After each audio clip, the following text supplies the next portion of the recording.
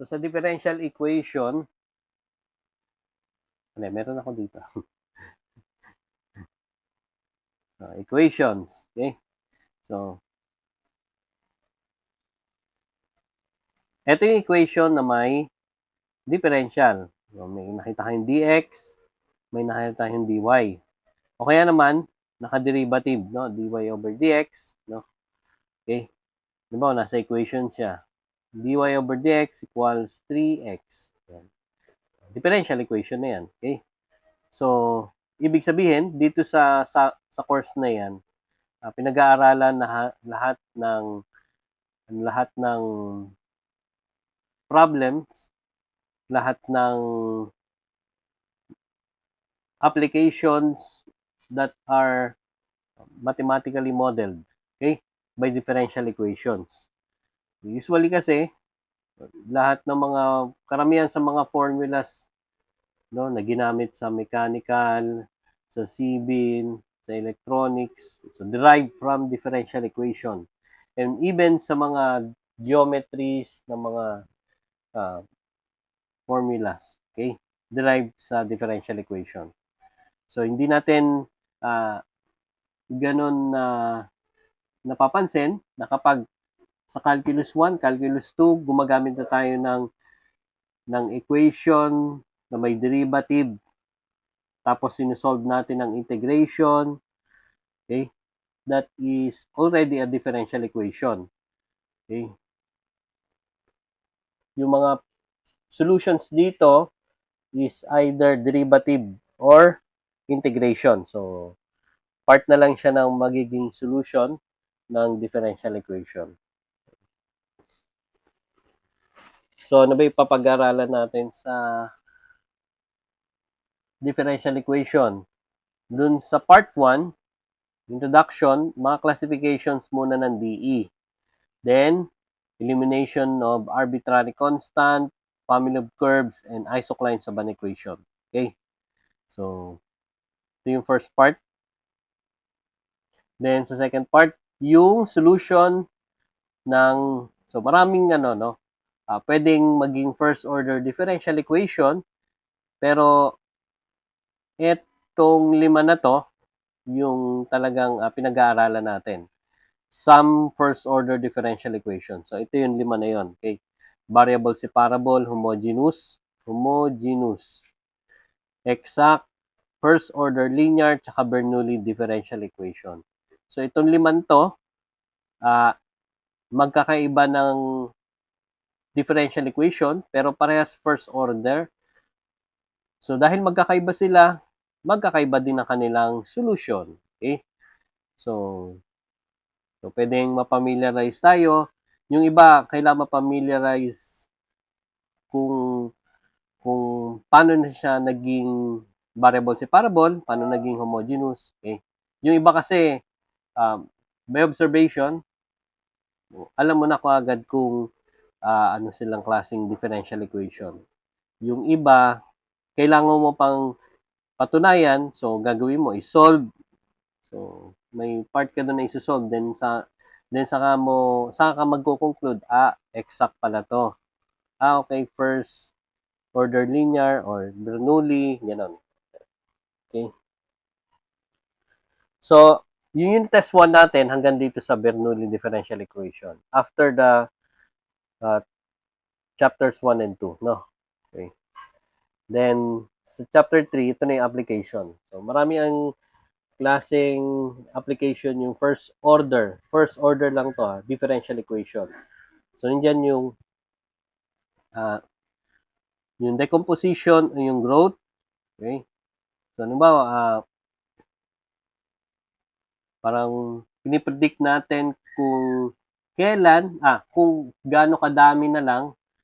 So, gaano dumami, gaano kumonte ang isang bacteria o ang population ng tao by after several years, etc. O by after several minutes or seconds or hour. Then, sa Newton's law of cooling, so halos parehas lang to. Okay?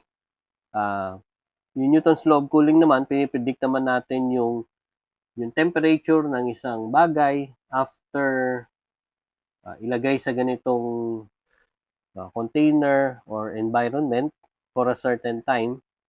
Sa number 12, yung pinag-aralan nyo na rin to sa chem. Okay? So, mag-solve tayo ng mixing. Okay? So chine-check natin dito kung gaano karami yung solution after certain time. So yung factor nun, meron pang, so instead na originally may laman na siya solution, then afterwards may nilalagay, etc. Then sa orthogonal trajectories, so ito geometrical to, no? Chine-check natin kung ano yung, di ba dati sa geometry, analytic geometry na tayo, no?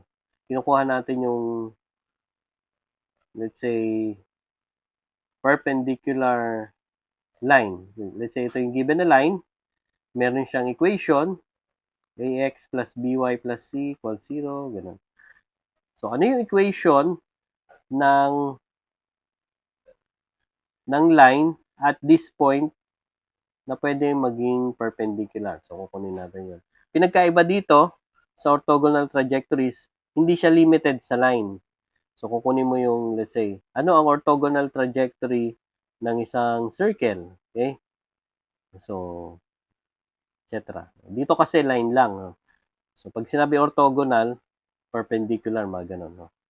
Next, ito na yung application ng mga circuits. Okay? Using differential equation. Sa first order, kinukuha natin yung, nag-solve tayo ng source free tsaka step response ng series RC and RL circuits. Of course, kapag step response, ang usually mga ano lang nito, ang supply mga DC. Okay? So, DC lang. Okay? So, ito yung unit test natin. Pang-application lang. Okay? So, marami na yan. Sobrang dami na yan. Okay?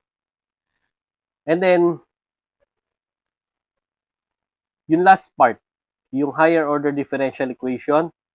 So, could be a non-homogeneous, homogeneous, and yung applications niya limited lang sa second order differential equation.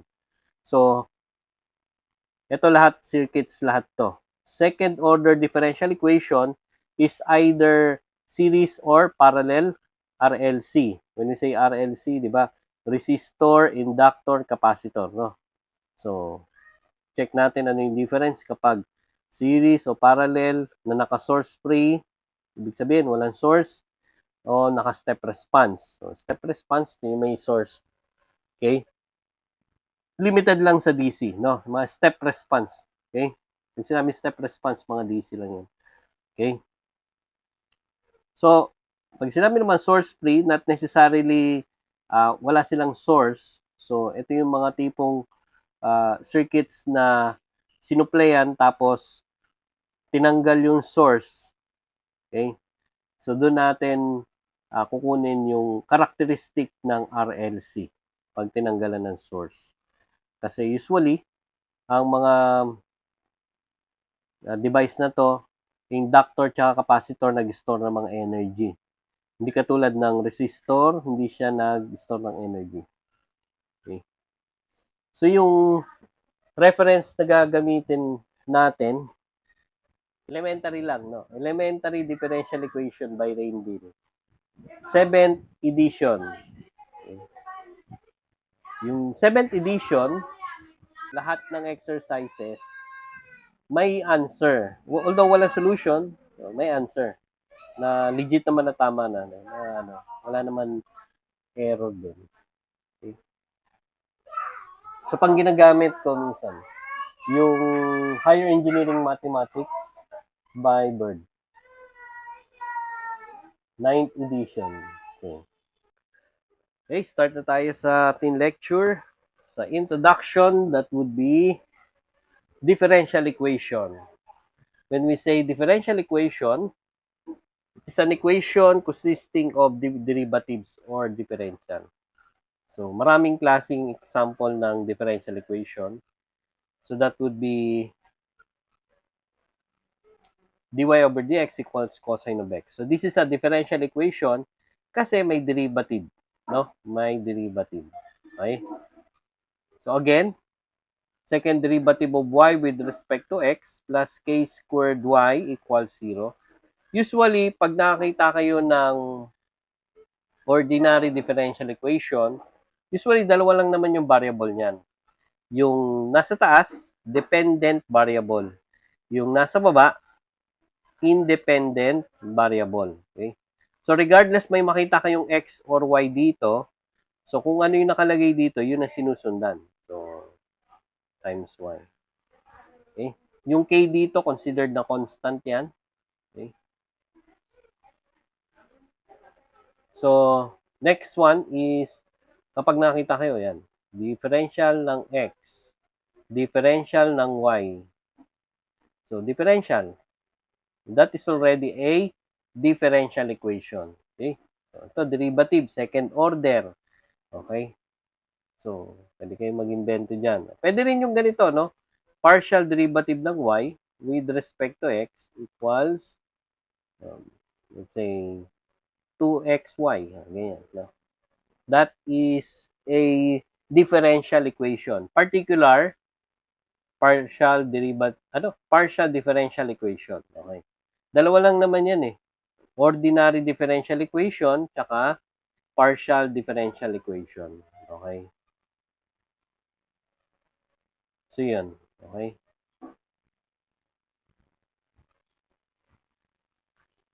So, another classification, ito yung isang classification ng differential equation. Una, yung order of differential equation. Okay? So, mahalaga na malaman nyo kung ano yung order ng isang differential equation. Okay? Pag sinabing order ng differential equation, it is the highest order. Yung order na sinasabi niya yan, that is the derivative. Okay? Derivative. No? It is the highest derivative in differential equation. Okay? So, ibig sabihin, kapag nakita mo ganito, second derivative of y with respect to x. Let's say, lagyan natin ng 3, no? Minus, let's say, x squared dy over dx, okay? Equals, let's say, cosine of y. No? Okay. So, ano sa tingin nyo ang order nito? Okay, ito ay may order of 2. So, pwede siyang sabihin order of 2 or second order. No, pwede yan. Okay? Second order. Okay? 2. Yan, yan. So, ano yung order? So, order of 2, second order. Kasi, yun yung pinamataas na derivative. Okay? So, kapag simpleng ganito lang, no? dy over dx. Okay? Equals x squared. No? So, that is just a first order differential equation. Kasi, first derivative lang. So, ganun lang kasimple yun. Okay? So, madali lang hanapin kung anong order niyan. Okay? Yung next one, degree of differential equation. When we say degree of the highest order. Okay? So, hindi niya sinabi na highest degree. Ang sinabi niya dyan, degree of the highest order. Meaning, check nyo muna yung degree ng highest, check nyo muna yung highest order, then saka nyo kunin yung degree. For example, ito, no? Ulitin lang natin na konti ito, no?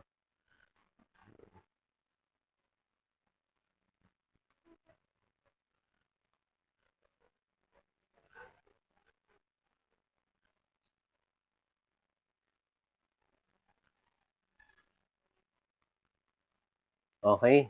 So, anong degree nito? Anong degree nitong differential equation na to? First degree, no? Degree of 1 or first degree, no?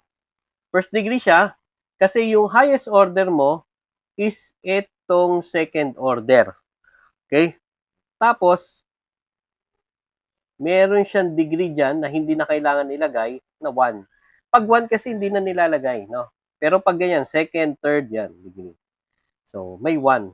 So, hindi dito usapan kung sino yung pinamataas sa degree. So, kaya hindi natin to sasabihin na third degree. Kine-check muna kung ano yung order and then ano yung degree ng order na yon. So, first degree lang yan. Okay? So, yan. And even sa second partial derivative, let's say,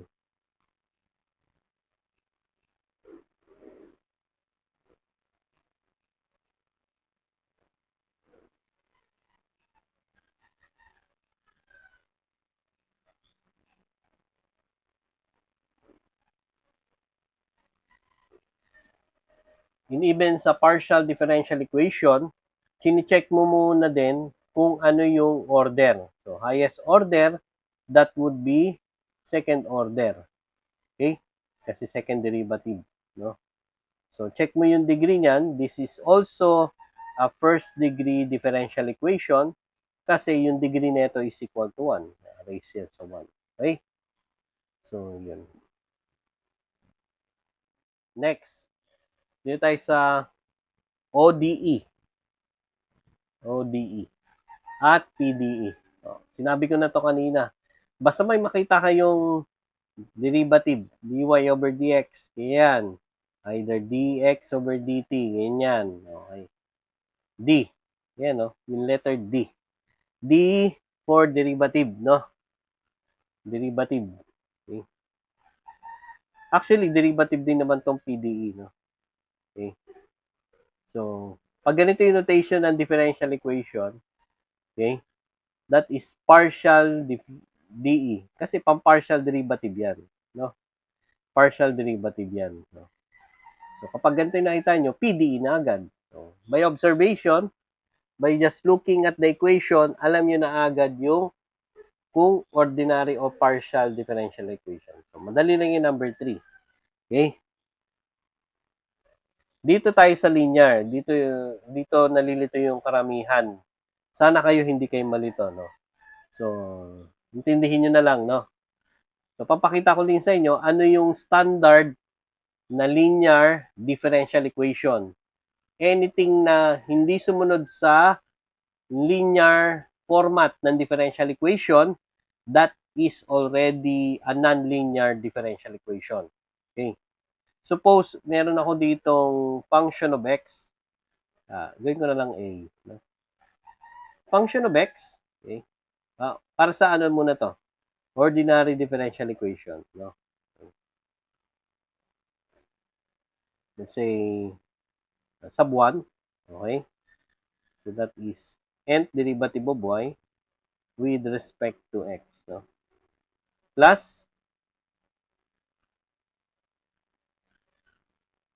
let's say, another function of x sub 2. No? So, n minus 1 derivative with respect to x. No? Plus, dot. Again. Until such, napunta na tayo sa another function of x sub 3 dy over dx. Pababa ng pababa yan, no?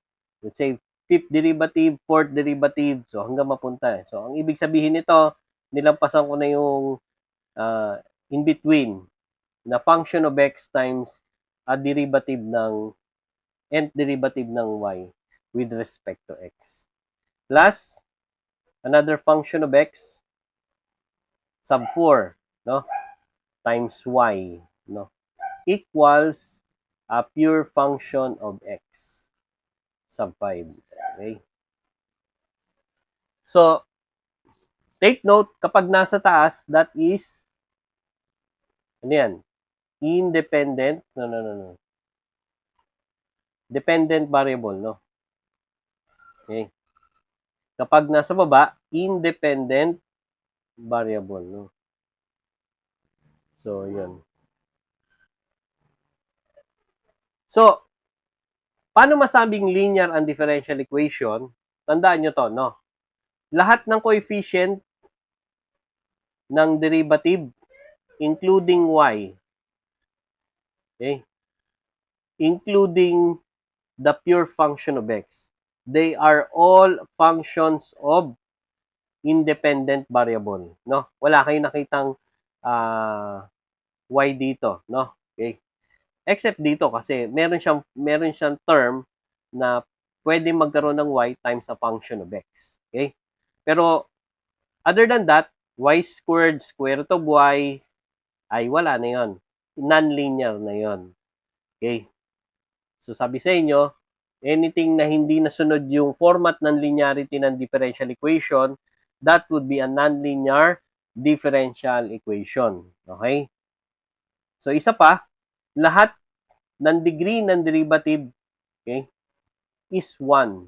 And even y is 1. So, nth derivative of y raised to 1 yan, degree niyan 1. So, lahat yan, ang degree ay 1. Okay? So, yun. So, i-compare ko lang yung sa PDE. Sa PDE. I-compare ko lang, no? Yung PDE, gagawa na lang ako ng hindi na nth, no, kasi mahaba din talaga 'yon. Second order, that is a functions of x and y na lang, no?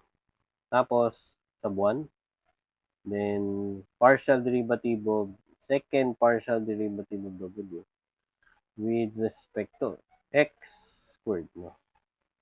Plus function of x and y ulit. Second partial derivative of w with respect to y squared. Plus another function, sub 2. This is functions of x and y, sub 3. Second partial derivative of w with respect to x with respect to y. So plus another functions of x and y, sub 4. Partial derivative of w with respect to x.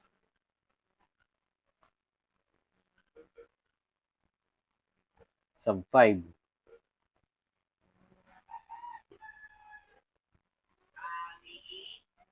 Plus function of x and y ulit, w, okay, equals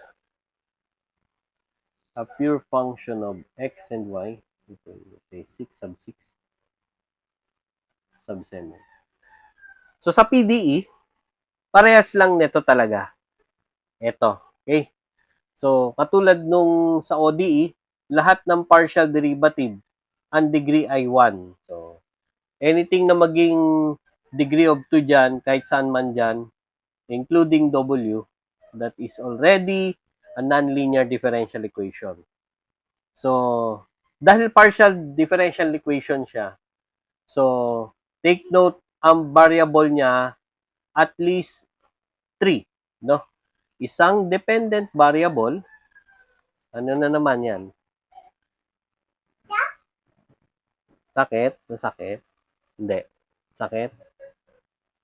Tapos, yung x and y, sabi ko na eh. Sit down ka lang. X and y, these are independent variables. Okay? X and y, independent variable. Shh. Sit down. So, yun. Kaya kung mapansin nyo, lahat ng coefficient dyan, including coefficient ng derivative, coefficient ng w, and then yung pure function ng independent variable. Okay? So, ganun din kasi dito sa ODE. Nagkataon lang na isa lang yung independent variable niya. Okay? Kaya nga siya nagiging partial differential equation kasi nga at least 2, o pwedeng 2 or 3, yung kanyang yung kanyang independent variable, no? And then, Katulad nito, yung dependent variable y, ganito, meron din siyang term na w. Okay? Then, coefficient yung functions ng x and y. And then, meron siyang pure function of x and y. Katulad din ito, pure function of x, meaning pure function ng independent variable. Okay? So, halimbawa, meron akong ano dito, no? 6x squared dy over dx, okay, plus 2xy equals cosine of x. Okay? So, ano siya? Linear or non-linear differential equation? Ano daw to? Linear o non-linear differential equation? This is a linear differential equation kasi nasunod niya yung format ng differential equation. Like yung first derivative, siya lang naman yung derivative dyan. Ang coefficient niya ay function of x. Tapos may format dyan na may y times a function of x, and that is equal to a pure function of x. So, cosine of x. Okay? Next. About this one. So,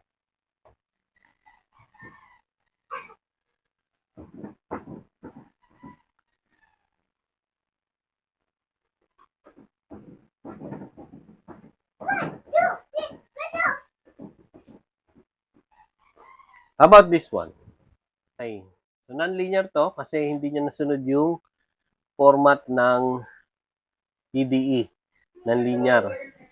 So, take note, yung coefficient dapat ng derivative na to should be a pure functions of x and y only, the independent variable. Since may w dito, okay, ano to, magiging non-linear, no? Dahil dyan, non-linear yan, no? Non-linear.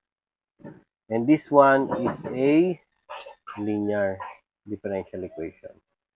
Okay, good. Next, sa general solution and particular solution. So, yung types ng solution sa differential equation, ito yung usually kailangan yung ibigay kapag may differential equation. So, ang sagot sa differential equation ay either general or particular solution. Okay? Usually, ang given dyan, ganito, no? dy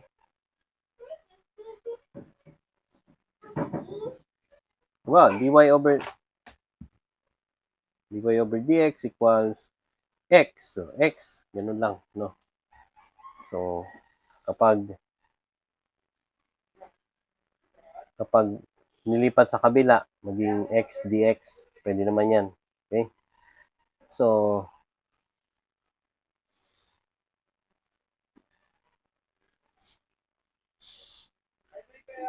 integrate mo yung kabila, ganun din ang gagawin mo sa kabila. Okay? So, pinaghiwalay, pinagsama lang ang buong x, dito lahat ng y, then y equals to x squared over 2. Then, lagyan nyo na lang ng plus c. Considering plus c neto, tsaka neto. So, yan. X squared plus c. Ang tawag dito, class, general solution or infinite solution. Okay? Infinite solution. Okay? So, bakit ganon? Kasi, wala namang value yung c talaga. Okay? Although, ang tawag dito ay arbitrary constant. Okay? That is an arbitrary constant. So, pag sinabing arbitrary constant, constant siya pero varying. Constant varying. Ibig sabihin, hindi naman natin kasi alam kung anong equivalent na numerical value niyan. Either 0.1, di ba? Negative 0.1, o kaya positive 1/2, o kaya pi, no? That is an arbitrary constant. It's an infinite solution. Pero kung halimbawa, nagbigay ako ng initial condition, okay, initial condition, okay, let's say at x equals 0, y equals 1. Okay. At x equals 0, y equals 1. So, ibig sabihin, pag in-apply ko yung y equals 1 at x equals 0, okay, so that would give us a value of c equals to 1.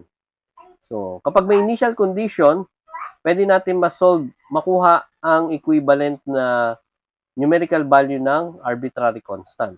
Siyempre, magdedepende yan kung anong klaseng initial condition yan. Okay? At so, c equals 1. If c equals 1, therefore, yung particular solution is 1, y equals to x squared over 2 plus 1. No? So, pag sinabing particular solution, meron ng particular value o values yung mga arbitrary constant.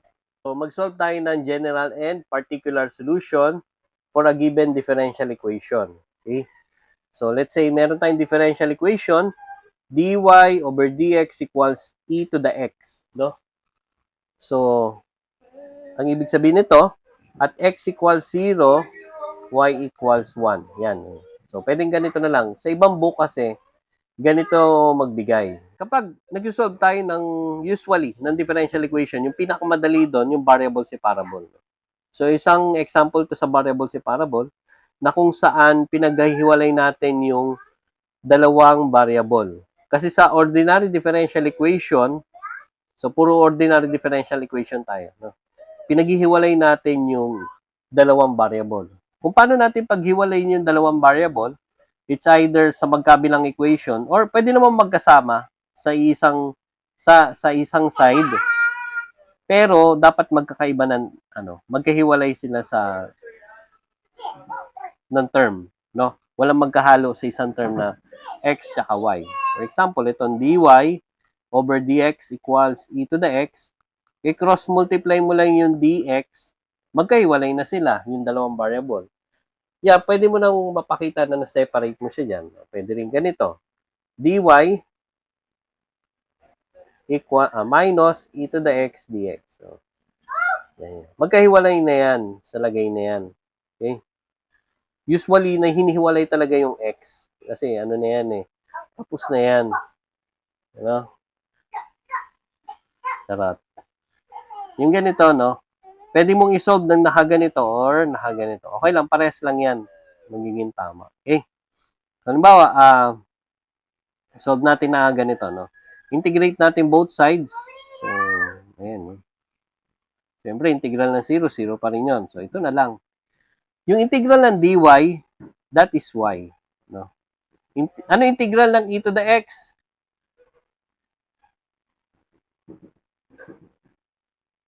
E to the x, sir. No, e to the x din siya. Okay? Na kahit anong gawin mo, hindi siya nawawala. No?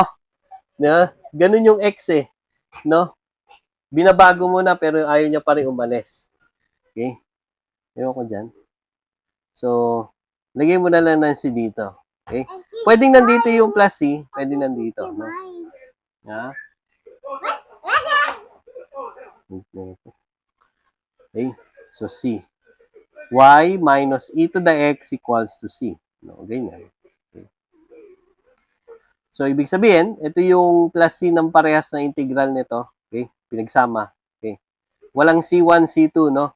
Magkakaroon lang ng C1 tsaka C2 yan kapag higher order.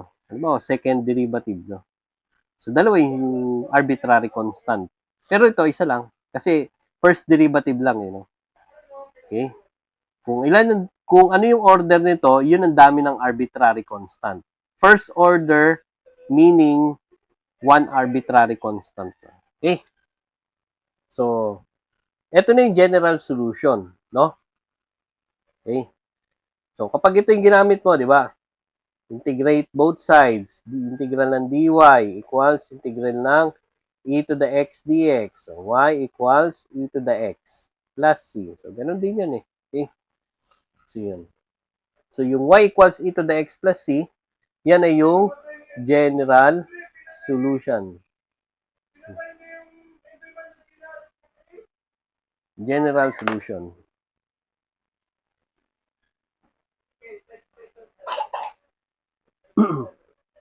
So, at x equals 0, y equals 1. X equals 0, e to the 0. Y equals 1. Okay. Plus c. Okay. E raised to 0 is actually equal to 1. So that c, therefore, equals to 1. Magiging 1 minus 1. Edi 0. Ay, c, 0. Okay. Therefore, ang particular solution natin is y equals e to the x. Okay? Plus 0, ay, yun na, 0. Usually, kapag ilalagay natin yung final answer, ito yung napansin ko, no? Naka-isolate yung y. So, would be the particular solution. Okay? So, ito yung sagot mo. E to the x plus c, that would be your general solution. Pwede rin naman to. So, yung particular solution, ayan. Class, ano ibig sabihin ng second derivative of y with respect to x? Okay. So, nandito yung d, no? Okay. So, pag pinaghiwalay ko yan, magiging ganito yan eh. d over dx. Okay? You are taking the derivative of dy over dx with respect to x. The derivative of dy over dx with respect to x. So, yan yung ibig niya sabihin. No? So, parang sinabi natin na nakaiwalay yan. D over dx. Okay? So that, pag in-equate natin, that is equal to cosine of t. Okay? So, yan yung given. Plus, ang solution natin is to integrate. So, lalagyan natin to. Teka lang, dt pala, dt. Sorry. Naka-dt pala. May kopya. Leto. T. Okay.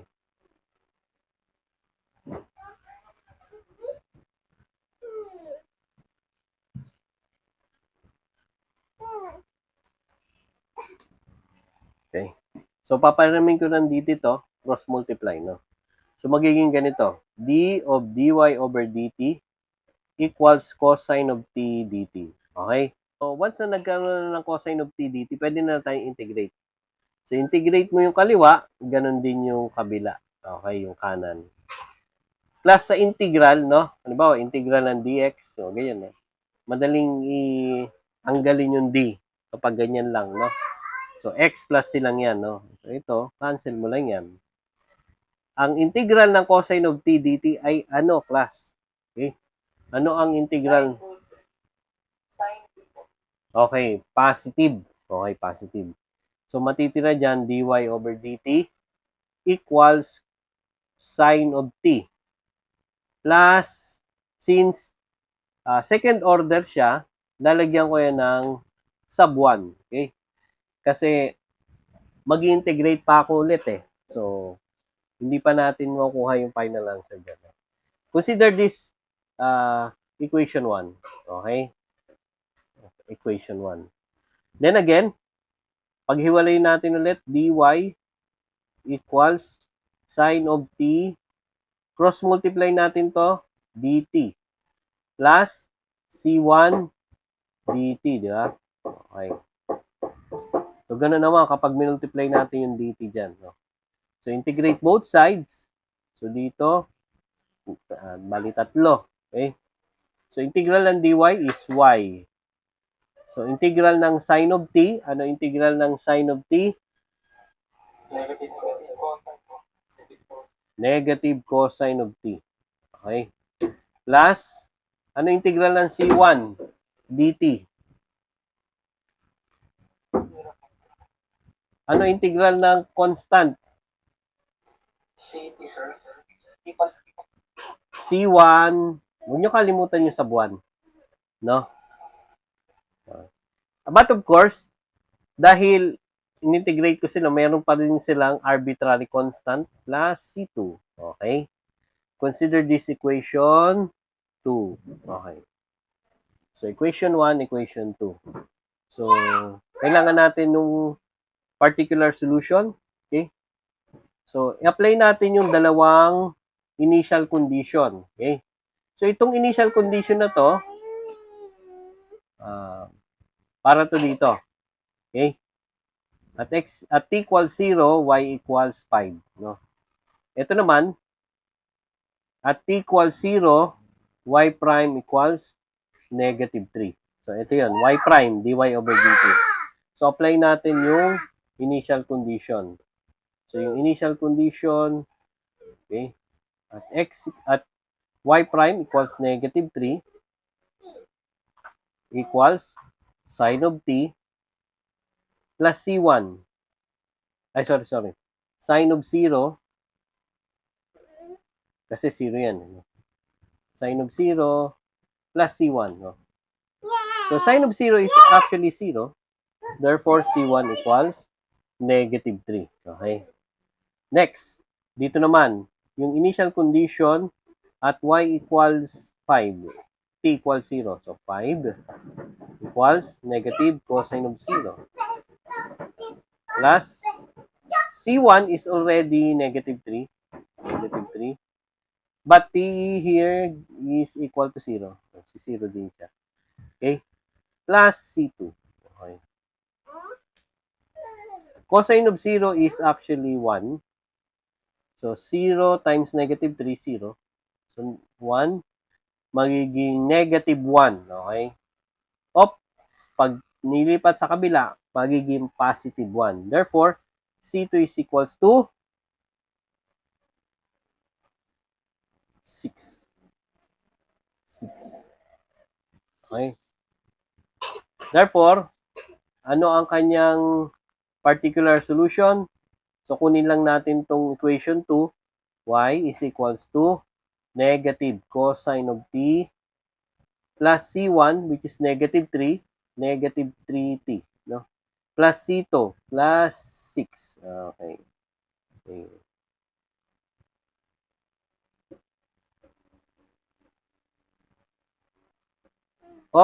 Yan ang particular solution. No?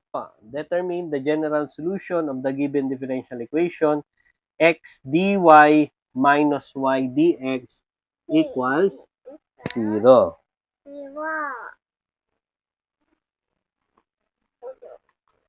Okay? So, say x dy minus y dx equals 0.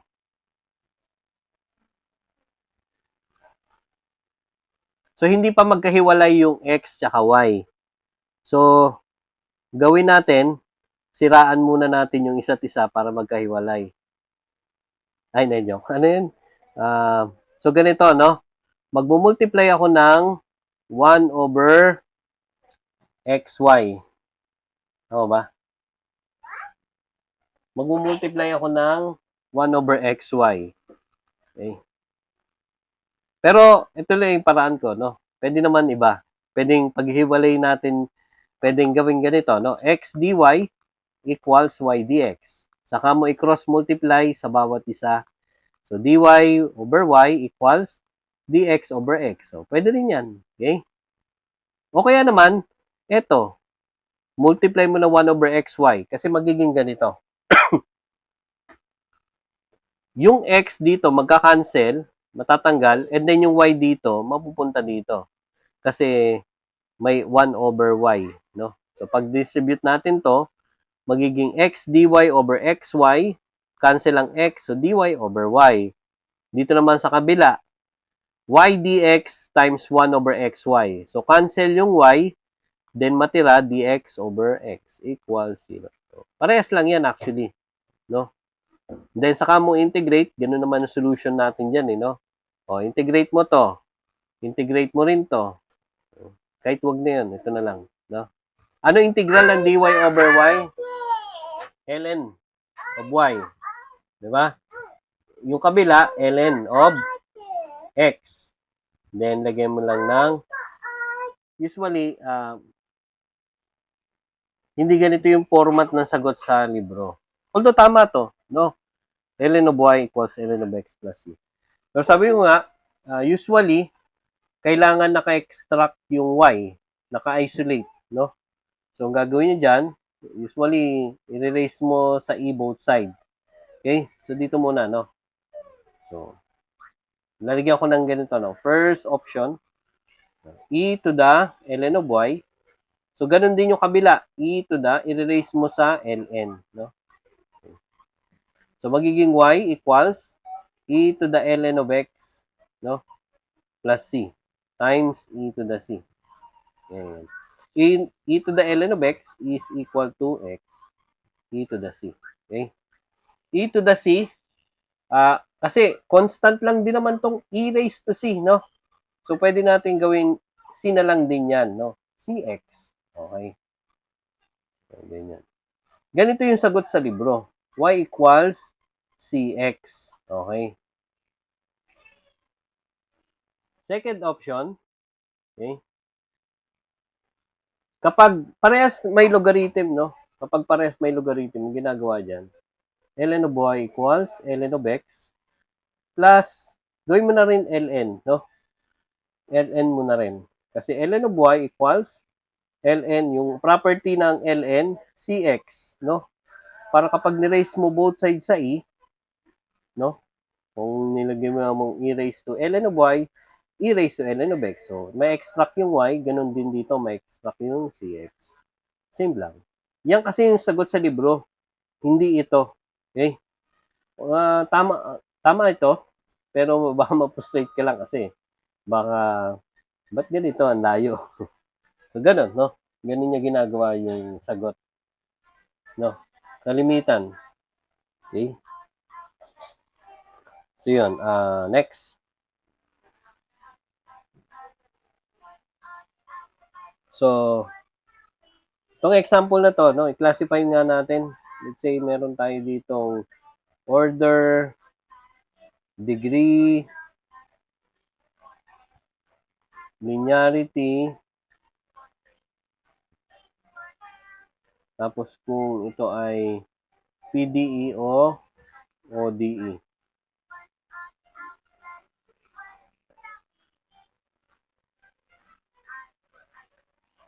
Excuse me.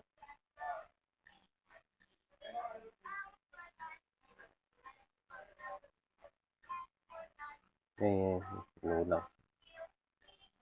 Okay.